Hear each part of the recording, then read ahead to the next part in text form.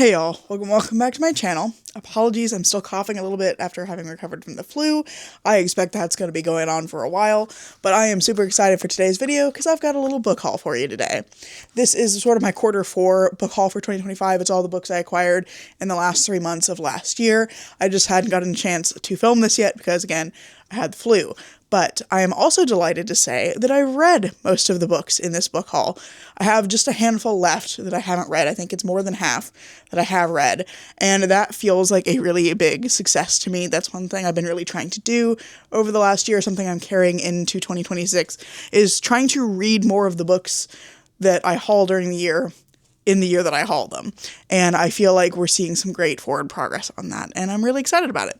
So let's just dive straight into the stack of books you can kind of see balancing here next to me. So first things first, I have a couple of pre-orders. I had What Stalks the Deep by T. Kingfisher. This is the third book in their Sworn Soldier series, and I absolutely love this one. I think this might be my favorite in the series so far. I think the horror in here was just really, really well done, really creepy. I like the twists that we get with what's going on, and we get some new characters that I really loved. So I think this takes this world and this character in exciting new directions, and I just absolutely loved this installment in the series. The other pre-order I have here is Mouthful of Dust by Nevo, which is the 6th or 7th, I can't remember, I think it's 6th book in the Singing Hills cycle, and this is not my favorite, but it is up there. I really enjoyed this story. This one's about a famine that's taking place in this village, and she is arriving in the village trying to learn more about the famine and about some of the food customs in the area, and they end up in the estate of a kind of sinister magistrate and have to carefully navigate a tense situation. So I thought this was a really interesting installment in the series, and I'm so glad that we're still getting more of these books. Then I have a few books that I picked up kind of on a whim while out book shopping with my partner. First up is The Murder at the Black Cat Cafe. Sorry, I just whacked the mic with that, by Seishi Okumizo. This is a classic Japanese mystery, sort of golden age of crime inspired mystery, and I didn't love this one. I take that back. I didn't love the titular story. There is a second mystery in this one that I really, really enjoyed. There's a second story called Why Did the Wheel Well Creak? And I think that is a really strong mystery. I just didn't totally care for the titular story because I felt like it was a little overly convenient. Then I have one of the few books I haven't read yet, but I'm planning to read soon. This is Way of the House Husband Volume 8. This is a manga series I've been reading over the last year or two and really enjoying. I've just been kind of reading them here and there as a palate cleanser, and I just haven't wanted to pick up a palate cleanser lately, so this one is sitting around waiting for that, but I know I'm going to just inhale it in 30 minutes as soon as I do pick it up. Next up, we have Moan by Junji Ito. This was, I think, his newest story collection that just came out in 2025, and I generally really enjoy this. I thought it was fairly good. I enjoyed a lot of the sort of core human emotions and core human flaws that were the central focus of so many of these stories. In particular, there's one story in here about a student who doesn't seem to have been able to grow past her jealousy and kind of greedy nature. I don't want to say more than that because it's very short and I don't want to spoil it for you, but I felt like that particular story was really, really well executed. A few of the others I think fell kind of flat because I felt like we were just getting to the climax of the story and that was the end, but overall I did largely enjoy this story collection, and I'm excited to read more of Junji Ito's work. I'm slowly making my way through some of his story collections. Then we have another pre-order, which is The Widow by John Grisham. This I was excited for because I've been reading John Grisham for many, many years. I kind of did this jump as a child where I went from reading children's fantasy to reading John Grisham and legal thrillers, and I have always been a fan of his work. This was just kind of what was around in my house at the time when I was starting to branch out and choose more of what I read on my own, because my mom and my grandmother were both huge John Grisham fans. So this is his take on a whodunit, and I was really intrigued by that because he hasn't written a classic whodunit up to this point, and I wanted to see how that would go. I'm about halfway through this book, and I am finding it dragging a little bit, but I am excited to read more of it and see how this is going to play out. I think I'm getting into the meat of the story now, the meat of the mystery that it's been setting up, and I'm curious to see what John Grisham is going to do with that kind of plot structure. And then when I finish reading it, I can take it to my mom because she also wants to read it. The next one is also a pre-order. This was Snake Eater by T. Kingfisher. Read this as well for Reindeer Readathon. Sorry, the cough is kicking up a little bit again. But I read this one for Reindeer Readathon. Really enjoyed it. It's everything I want out of a T. Kingfisher book. I had like one small quibble with it, but overall had such a good time with this, and it made me like grin like an idiot most of the time I was reading it. So yeah, I had a really fun time, and I'm excited that we get some more T. Kingfisher this year. I think we have 3 new T. Kingfisher books coming out this year, so like we are rich in good fantasy and horror in the upcoming months. The next book I have here is one that I picked up on a whim because Books and Lala read it recently, or like sometime in the latter half of 2025, and her criticisms, the reasons that she didn't totally love the book, I think she gave it like 3 or 3.5 stars. Like, it wasn't a bad rating, but the reasons that she didn't totally love the book are things that I tend to enjoy in books. So I've picked up The Second Death of Locke by V.L. Bovalino.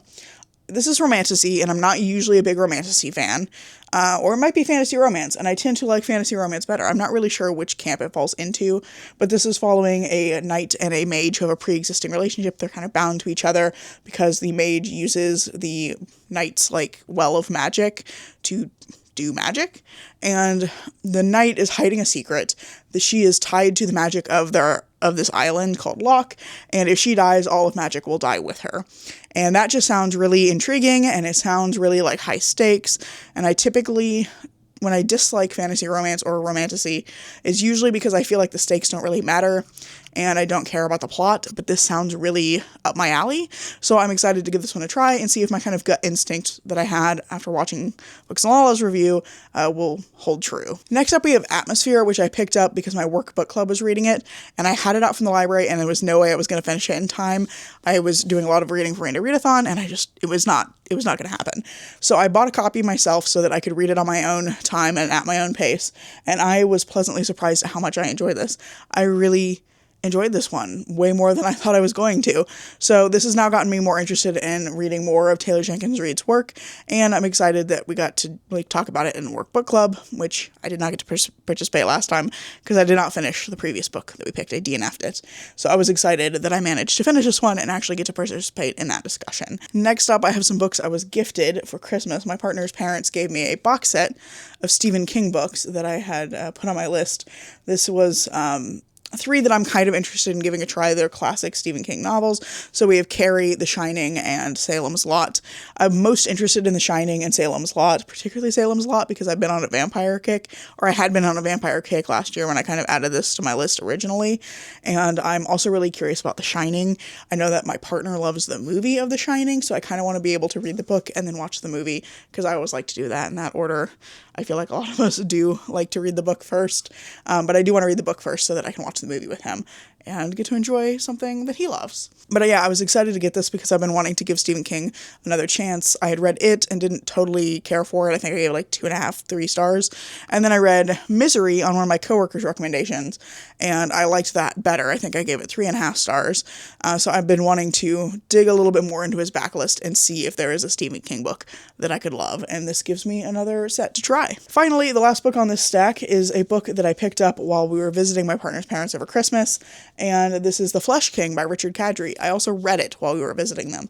I finished it while we were there, and I really enjoyed this. It's the second book in the Discreet Eliminator series, and I will honestly read it as many of these as Richard Kadrey wants to write. They're just the perfect blend of like horror and humor for me.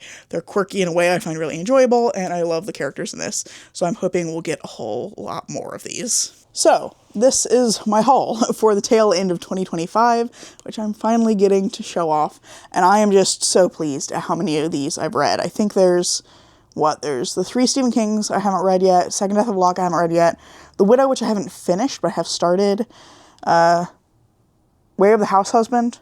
That's it. I think those are the only books I haven't read.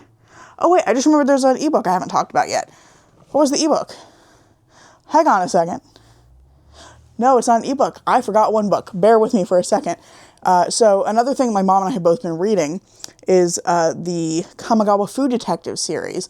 So in a similar way that I am trying to finish The Widow so I can take it to her, I also finished and took to her already The Menu of Happiness by that author whose name I cannot remember. Hang on a second. Menu of Happiness by Hisashi Kashiwai. I've read all 3 of the books that are translated over so far, and Menu of Happiness was the newest one that came out, and I went ahead and finished it and took it to my mom so that she could read it. That's why I forgot it, was because it's not physically here, and I forgot to make a note that I needed to talk about it. So we do our best here. But yeah, so that officially is all of the books that I hauled in the last few months of last year. And I'm just delighted at how many of them I have actually read.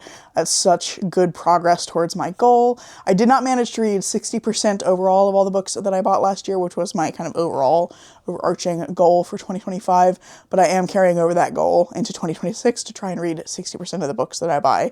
And I feel like this is a really solid start towards that goal. That this gives me hope that I will reach that goal in 2026. So yeah, that's pretty much all I have for you today.